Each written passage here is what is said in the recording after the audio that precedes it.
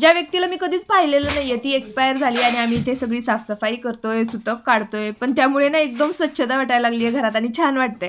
तर आज मी कांद्याची पात बनवली आहे. तर काल आम्ही सहज फिरत भैयाच्या शेतामध्ये गेलो होतो, तिथूनच मी पात आणलेली आणि पहिल्यांदाच मी खुडत होते, त्यामुळे मला माहितीच नव्हतं पात नक्की कशी खुडतात ते. सनसेटचा तो टायमिंग होता, त्यामुळे सूर्य एकदम मस्त दिसत होता आणि इथे माझं बाळ काम करून थकलं होतं.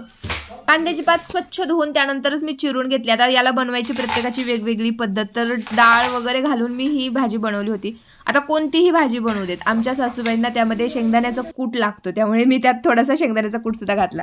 काल येताना माझं हे पार्सल सुद्धा मी घेऊन आले होते. तर यामध्ये मी फ्रेम्स मागवल्यात एका भिंतीवरती चिटकवण्यासाठी.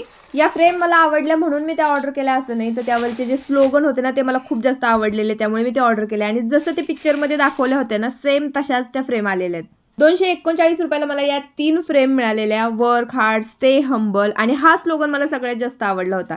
It's the will not the skill. या भिंतीवरती लावण्यासाठी मी या फ्रेम्स घेतलेल्या आहेत आणि मागे त्याला डबल टेप दिलेला आहे, त्यामुळे लावण्याचंही काही टेन्शन नाहीये. प्रत्येकाची चॉईस वेगळी वेगळी. माझ्या मिस्टरांना तर या फ्रेम्स नाही आवडल्या. तुम्हाला कशा वाटल्या? कमेंट करून मला नक्की सांगा.